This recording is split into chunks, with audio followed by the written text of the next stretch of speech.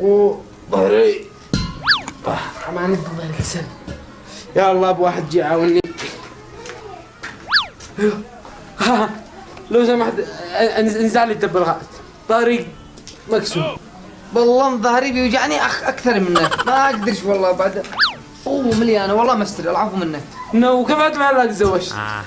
ايش دخل الزواج بتدبر غزمالك؟ والله لازم اقول ابوك لا يزوجك ولا ما دخل الزواج دبر غزمه، ما دخل الزواج. يدب الدبغات يا اخي ما اقدرش والله.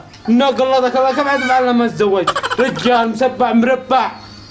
يا اخي ايش دخلت دب الغاز؟ خلاص يلا انا تنزع حالك امشي.